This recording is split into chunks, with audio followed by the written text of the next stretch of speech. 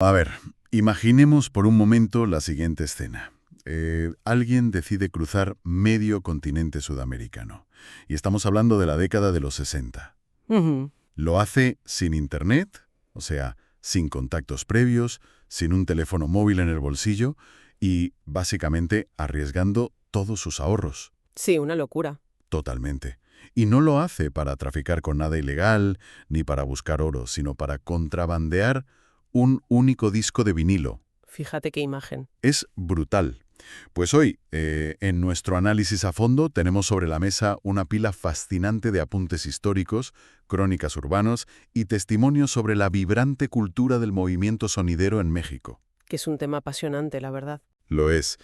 Y nuestra misión en esta exploración es descubrir cómo unas simples fiestas organizadas en el asfalto en medio de la calle lograron transformarse en un ecosistema complejísimo y en un poderoso símbolo de identidad para muchísima gente. Y es un fenómeno que merece toda nuestra atención. Porque, a ver, si alguien observa una de estas fiestas desde fuera, hoy en día, con esas gigantescas torres de sonido, el humo artificial y las luces de neón parpadeando, quería decir parpadeando por todas partes. Claro, el montaje visual. Exacto. Es muy fácil caer en el error de pensar que se trata de un simple baile de barrio, o sea, de ocio nocturno sin más trascendencia. Un botellón grande, por así decirlo. Eso es. Pero al sumergirnos en los documentos, queda clarísimo que debajo de la superficie de esos ritmos tropicales, pues opera un mecanismo de cohesión social brutal. Ujú. Hablamos de una fuerza cultural que alteró para siempre la forma en que las comunidades marginadas interactuaban entre sí y, lo más importante, cómo construían su propio orgullo. Vale, vamos a desgranar esto, porque quiero entender cómo pasamos de un chaval con un disco a esos montajes que parecen escenarios de festivales masivos tipo Tomorrowland o algo así. Ya, es un salto enorme. Sí. Antes de llegar a las luces de neón, la historia tiene un comienzo que me parece casi arqueológico.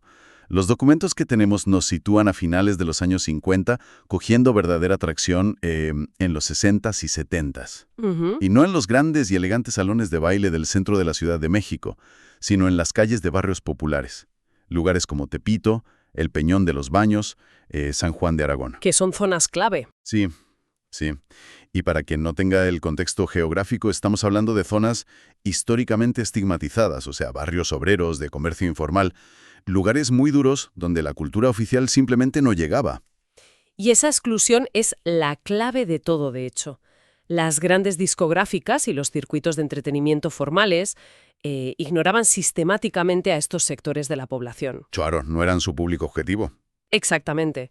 La gente de estos barrios no tenía el dinero para pagar la entrada a los clubes de moda, ni las emisoras de radio comerciales programaban la música que a ellos les interesaba escuchar. Ya, les daban la espalda completamente. Y ante ese vacío, pues la necesidad de expresión, de evasión y de hacer comunidad tuvo que inventar su propia vía de escape, literalmente en las aceras. Pero espera un momento, porque aquí es donde las piezas no me encajan del todo. A ver, Los pioneros de este movimiento no se llamaban sonideros al principio, se hacían llamar simplemente tocadiscos. ese era el término. Y claro, hoy en día entendemos perfectamente la figura del curador musical, del DJ underground que viaja a Berlín o a Londres para buscar un track inédito en una tienda de vinilos de segunda mano. Sí, el buscador de joyas. Eso es. Pero en los años 60, ¿cómo funcionaba esto logísticamente? Me estás diciendo que unos jóvenes sin apenas recursos económicos se iban hasta Colombia a buscar cumbia, Así es. pero sin plataformas digitales para saber qué estaba sonando allí. O sea, ¿cómo sabían siquiera qué tenían que buscar? Pues es una pregunta fundamental, porque el esfuerzo logístico roza la epopeya pura y dura. No había un buscador para poner éxitos de cumbia colombiana. Claro, ni Spotify ni nada. Nada, cero. Lo que hacían estos primeros tocadiscos era tejer redes de información analógicas. Iban a los mercados, hablaban con marineros o con transportistas que llegaban de Sudamérica. O sea, pura investigación de campo. Totalmente. Escuchaban rumores sobre ciertos ritmos que estaban reventando las pistas en Colombia o en Venezuela. Y luego, cuando consiguieron reunir el dinero, hacían unos viajes agotadores en autobús, cruzando fronteras. Madre mía, ¿en autobús hasta allá? Imagínate. Y una vez allí, preguntando en las calles de Medellín o de Barranquilla por pequeñas tiendas de discos locales. Es decir, iban totalmente a ciegas. A ciegas y guiándose por puro instinto musical. Buscaban cumbia, guaracha, son montuno, vallenato. ritmos muy concretos. Para asegurarse la exclusividad de esa música, hacían algo increíble. ¿El qué? Arrancaban las etiquetas del centro de los discos. Así, los tocadiscos rivales no podían copiarles el hallazgo si de casualidad echaban un vistazo a su mesa de mezclas. Eso es increíble, o sea, eran como verdaderos contrabandistas de oro rítmico defendiendo su tesoro. Literalmente. Pero claro, si inviertas todos tus ahorros y viajas miles de kilómetros arriesgando el tipo para traer un vinilo rarísimo, no vas a llegar a tu barrio y ponerlo en el tocadiscos del salón para escucharlo bajito, ¿no? No, desde luego que no. De la música demandaba una amplificación masiva, y así es como la figura del tocadiscos muta y evoluciona hacia el concepto de sonidero. Ya entiendo el salto. La necesidad no era solo reproducir la música que habían encontrado, era asegurarse de que todo el barrio vibrara con ella.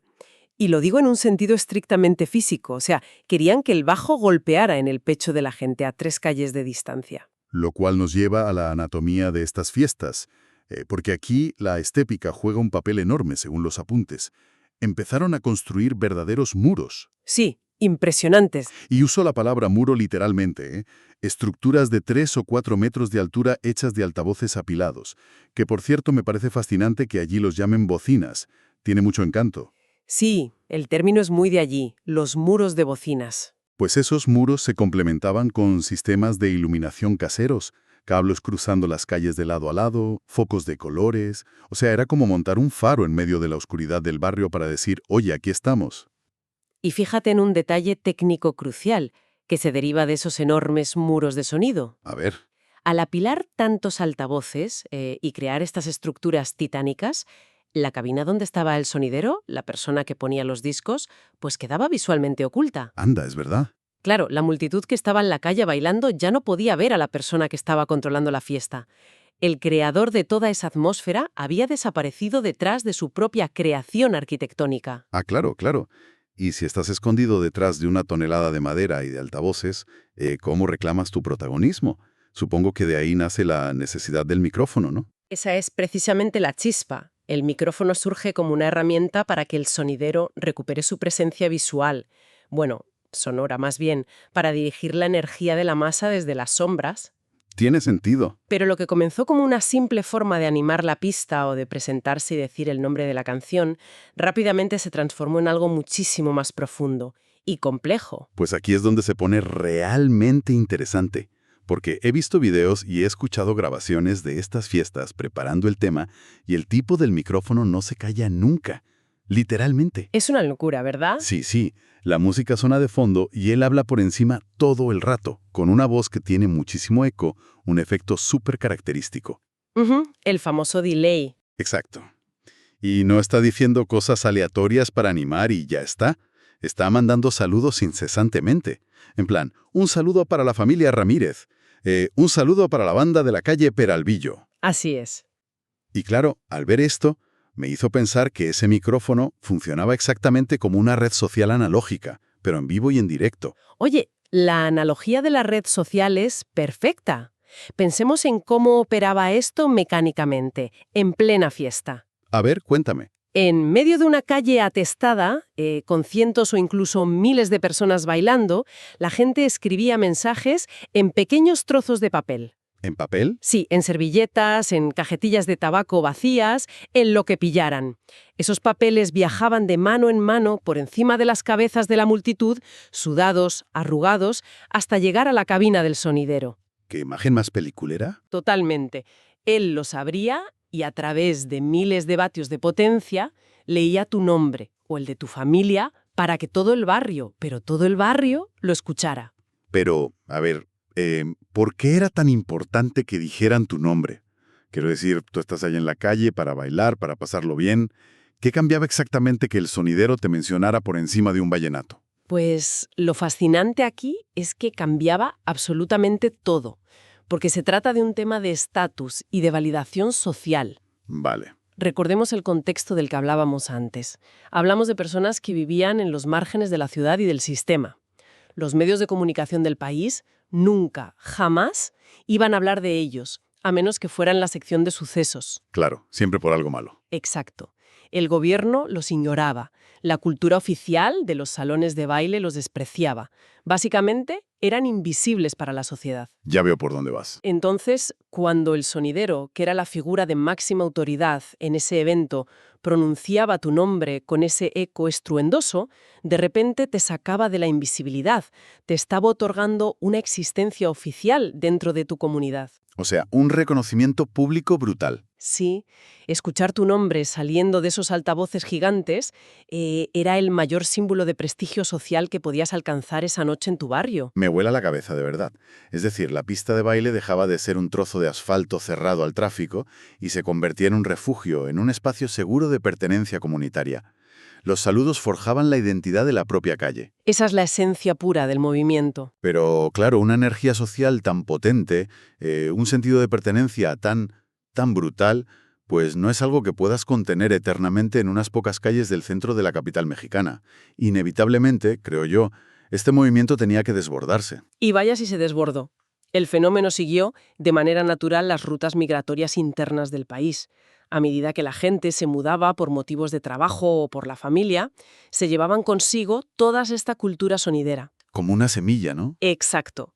Las fuentes nos muestran cómo se expandió primero hacia Puebla, cómo luego dominó el inmenso estado de México, y luego hizo un viaje crucial hacia el norte, específicamente a la ciudad de Monterrey. Ujú. E incluso, fíjate, llegó a cruzar las fronteras hacia Estados Unidos de la mano de la diáspora mexicana. Y no solo era exportar música, era exportar una forma completa de entender el mundo. Y fíjate, el caso de Monterrey es sin duda el que más me ha sorprendido de todos los documentos que hemos analizado para preparar esto. Es que es muy singular. Porque aquí ocurre un accidente técnico, literal, que cambia la historia de la música de la región. Hablamos del nacimiento de la cumbia rebajada. Ujú. Todo un hito. Para que nos entendamos, escoger una cumbia colombiana tradicional, que normalmente tiene un ritmo más bien rápido, tropical, muy alegre, y reproducirla a una velocidad muchísimo más lenta. Sí, bajando los BPMs drásticamente. Eso es, las voces sonan súper graves, arrastradas, tiene un rollo casi hipnótico. Y por lo que he leído en las notas, esto no fue un experimento vanguardista de estudio de grabación, sino un fallo de hardware en plena calle. Efectivamente.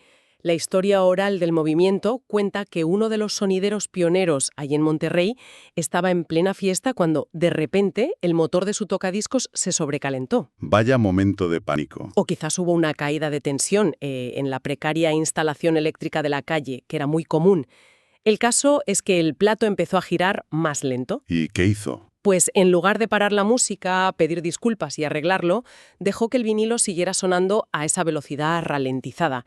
Y la sorpresa fue que, en lugar de quejarse, la multitud enloqueció. Madre mía. Les fascinó esa pesadez rítmica que acababa de nacer por accidente. Y eso me lleva a plantear un debate, fíjate. Porque, ¿fue el movimiento sonidero el que cambió los barrios del norte al llegar?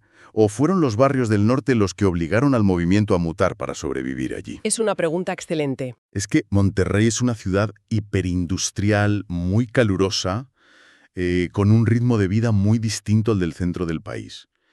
Que un accidente técnico haya cuajado tan sumamente bien me hace pensar que la gente necesitaba, no sé, un ritmo más pesado, más acorde a su entorno, y por eso abrazaron ese error del motor como si fuera suyo. Si conectamos esto con el panorama general, es un análisis muy agudo.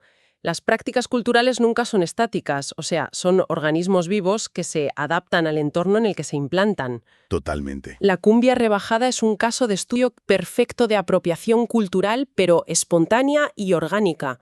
Monterrey tomó una herramienta externa, la cumbia, que bajaba desde Colombia y pasaba por la capital, y la moldeó para que encajara en su propio paisaje industrial. Es fascinante. Y esa lentitud, esa gravedad en el sonido no solo alteró la música, cambió la forma de bailar, haciéndola más arrastrada, más pegada al suelo. Sí, totalmente.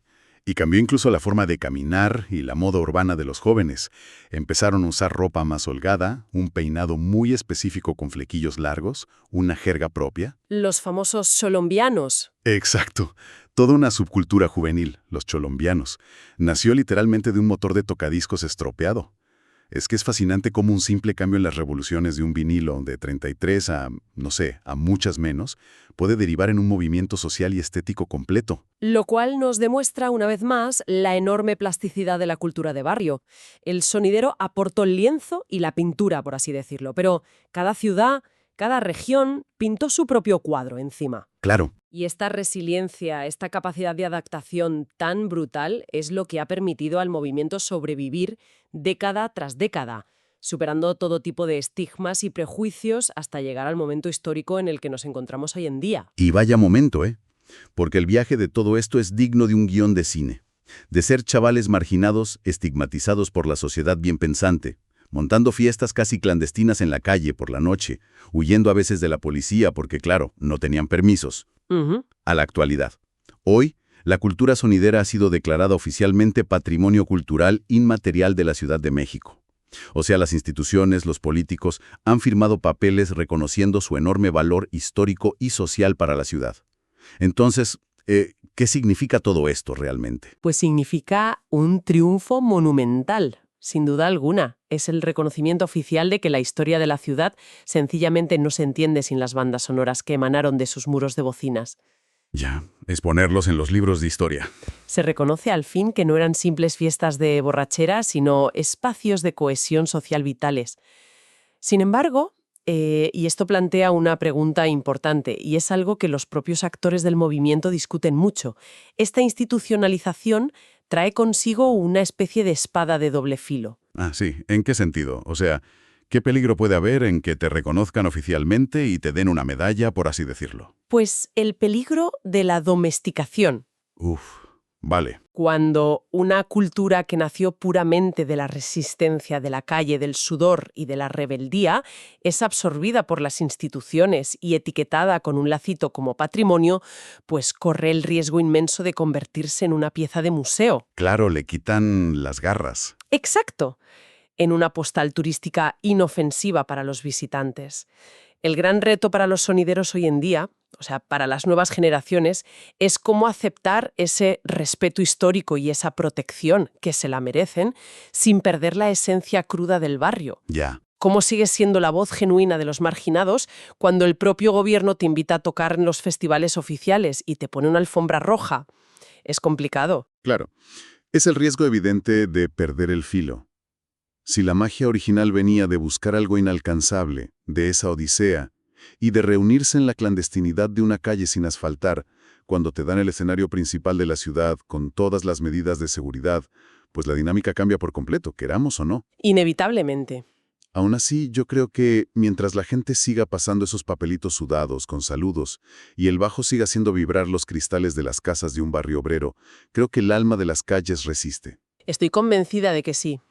Y si algo nos enseña toda esta historia de hoy, independientemente de si a quien nos escucha le apasiona la cumbia o si jamás ha pisado un barrio de México en su vida, es que la verdadera innovación cultural rara vez surge en los despachos o en los conservatorios de música de élite. Desde luego que no. Surge en los márgenes, impulsada por necesidades humanas muy, muy básicas, como la urgencia de conectar, de celebrar algo juntos y, sobre todo, de existir cuando todo el sistema te dice que no importas. La necesidad siempre ha sido la madre del ingenio, eso es una máxima. Al verse excluidos de todo circuito oficial, estos jóvenes construyeron su propia red de comunicación masiva, literalmente, con tablones, cables pelados y discos importados de tapadillo. Es brutal la creatividad.